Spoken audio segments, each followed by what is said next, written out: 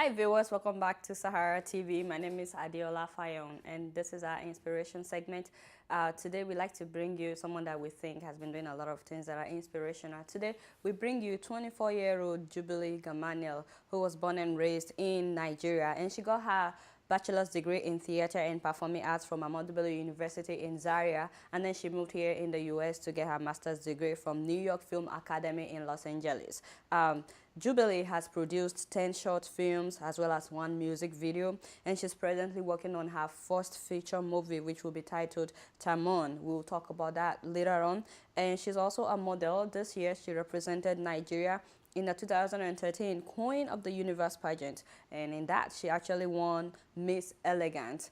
And also she's the founder of Paradigm Pictures International Incorporation, and she's presently working on her own charity organization called Purple Love, which will be for young women who are battling with abusive homes, marriages, and being deprived of education. So Miss Jubilee, welcome to Sahara TV. Thank you very much.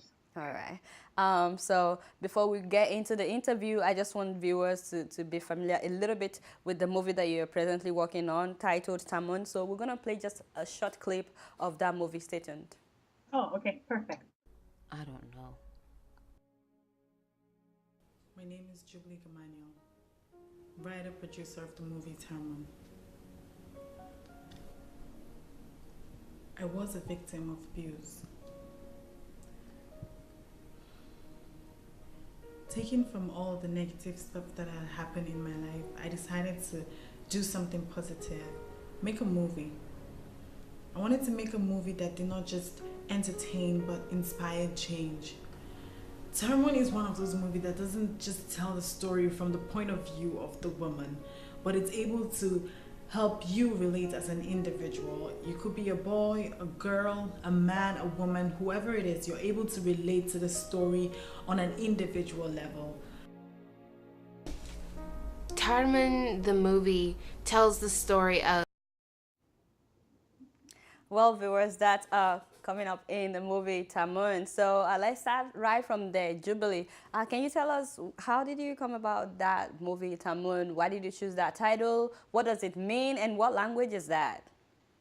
Um, First of all, Tarmon means our pain, which is gotten from the Kilba language from my place, Adamawa State. And I came about the name because I wanted to do a movie that didn't just come from the point of view of one person, but more of a communal thing. And I thought that talking about something that affects us as individuals and affects us as a group or as a country or as a nation or as the world, itself.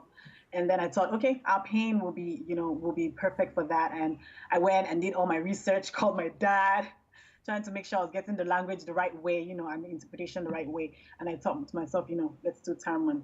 And basically, what inspired me to write Tarman is that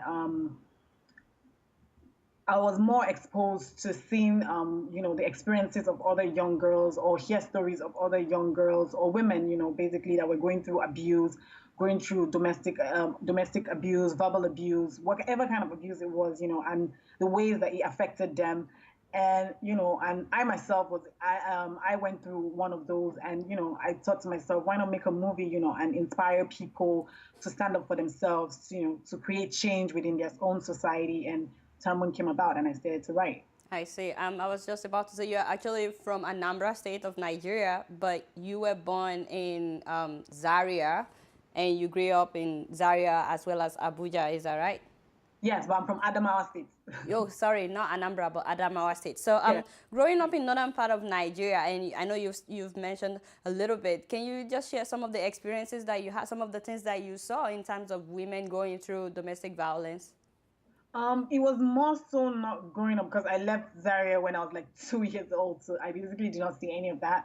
But when I went back to when I went back to Ahmadu Bello University, I went to school there, and so you just meet so many of these amazing girls who come, and they become your friends, and then you have to have conversations with them, and then by the time you get really personal with them, you get to hear about how they're married to this man whom they do not love, but they have to get married to because they're betrothed to. And when they get to the house, it becomes an issue of either rape or being beaten up, or and I thought to myself,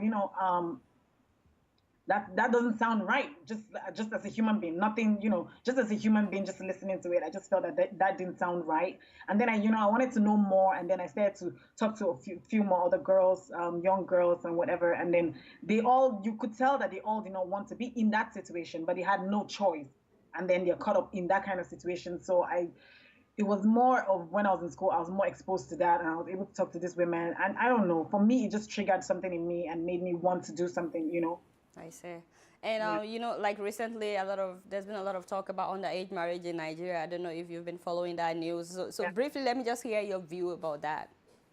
Um, I really don't agree with it. I don't think any child should be given off to marriage at a very tender age, which the rule allows room for young girls. As a girl can be as young as 10, can be as young as 9, and get being given off to someone else to get married. So I really do not agree with that, and I think it's barbaric. I really think it is, and it just comes back to the fact that we're trying to build ourselves as a nation and as a country itself, and then all of these things are happening, and it looks like we're taking 5 steps backward.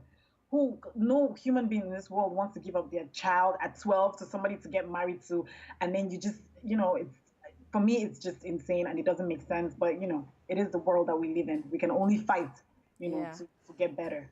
So Jubilee, I know that you said you were inspired to make this movie based on other people's experiences, but you said you've also gone through domestic violence before. Do you mind sharing with our audience? Yeah, of course. Let's see.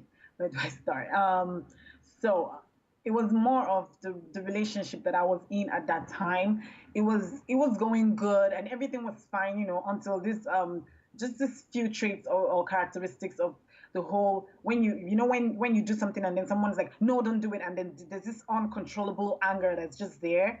And then before I knew it, it started to build to, oh no, I'm going to, and then he gets to lift his hand and want to hit me. And I'm like, okay, and after a while, it started to happen. But in my mind, like the hitting started, but in my mind, I was more like, I can make it better. I can make it work.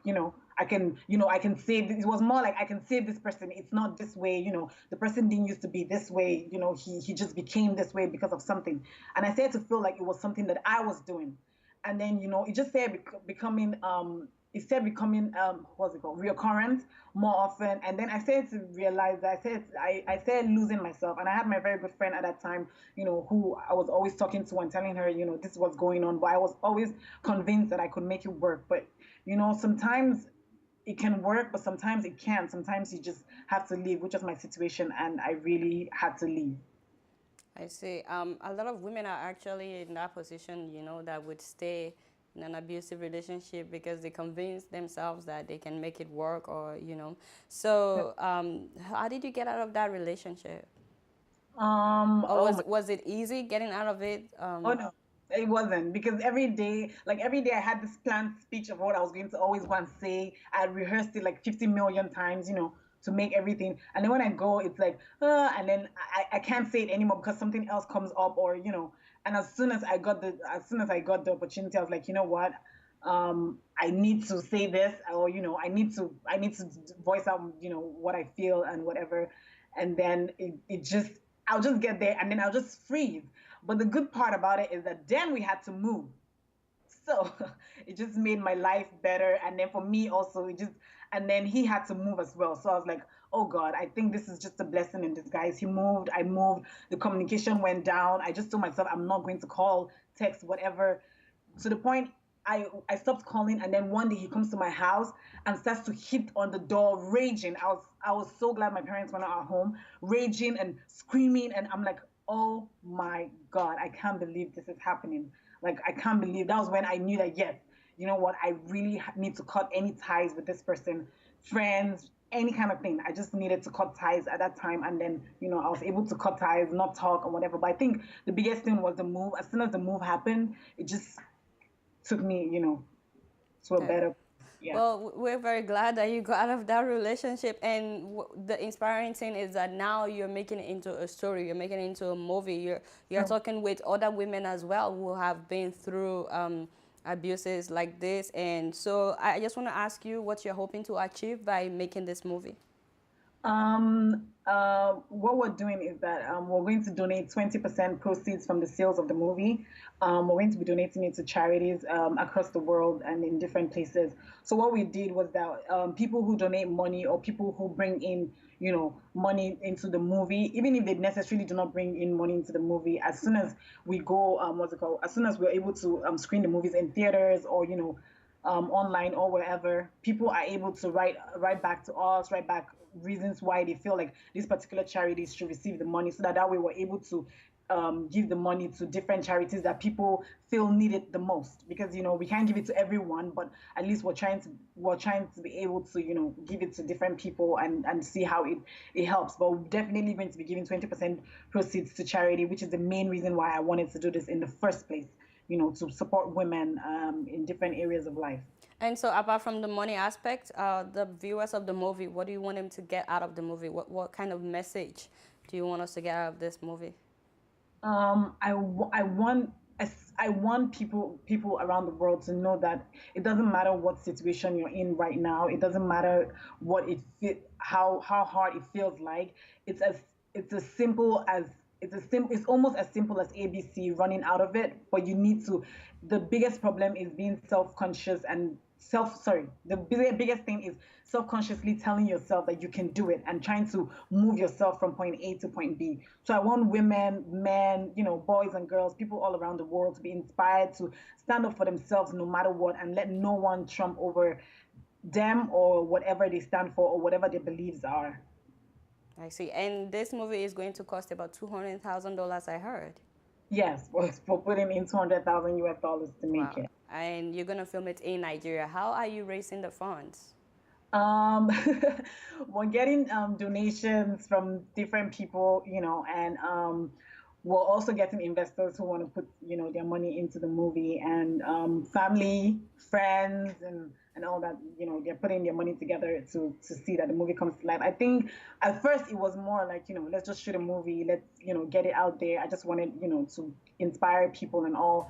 But after a while, when it started to grow, I realized that so many people got interested. So many people wanted to, to see this kind of movies, and not necessarily they can't be the ones doing it right there. So they're like, I'm gonna support you because I think that this story should be told. I think that this is a good avenue to inspire those women. So right now we're still putting things together, but it's looking good right now. So.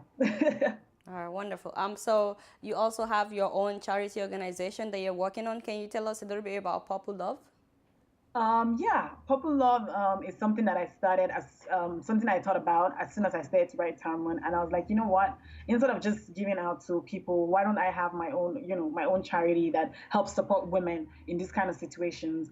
And I thought about it. I sat down one day, and the name Purple is my favorite color, and I just feel like the place should be a place of love. Whenever anybody walks in, doesn't matter who you are, you should be able to feel love and warmth as soon as you walk in. So I thought, okay, Purple Love, let's make it let's make it happen. And right now, we've started working with we've started talking to like different women around the world, and support them in any way that we can. Which I was talking about, one of the documentaries I did was interviewing women from different parts of the world about domestic abuse, people that have been victims. You won't believe the stories you will hear. You won't believe the extent people go, to hurt another person. It's so interesting, and it's amazing at the same time, because you meet these women who are so inspiring and who have great stories. They have so many great stories that can help you as another woman grow from where you are to where you can be. And I really really was amazed by all of these things. And Purple Love, it's just came into, I think I'm just overwhelmed with emotions, but Purple Love just came into being, and right now we're really in a really really good place. The charity organization, it's in a really really good place, and I'm grateful Is to that God. gonna be here in the US, or that charity organization will be in Nigeria? It will be in Nigeria, but Oh, we're going okay. to, yeah, but that's where the main office is going to be. But we're still going to support women outside of Nigeria, outside of Africa. I see. So are you making use of Nollywood actors, or you're making use of Hollywood actors? Because you are in Hollywood right now. Yes, we're making use of Nollywood actors and Okay. Hollywood actors to make this particular movie. Okay. Yeah. I noticed that you said one time that you're trying to use this movie to improve the quality of movie making in Nigeria, and I know that you've worked in Nollywood a little bit before you came to the US. How exactly would this movie improve the qualities of Nigerian movies?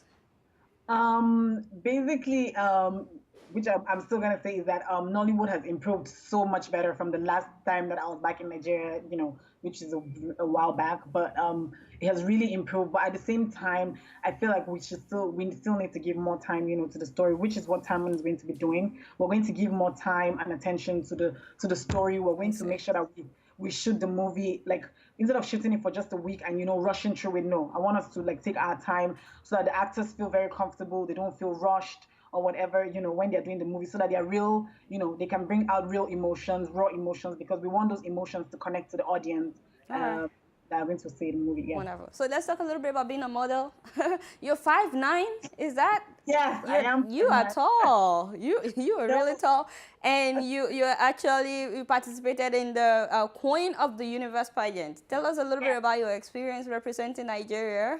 Oh my God, it was awesome. I had the best time. I think I had the most fun of my. Oh my God, I had so much fun. It was amazing, especially because I got there and then I had like my which is a very funny story. I had like my hair wrapped. I had my hair tied. I put all the necessary hair styling. Put it that way. Put it this way.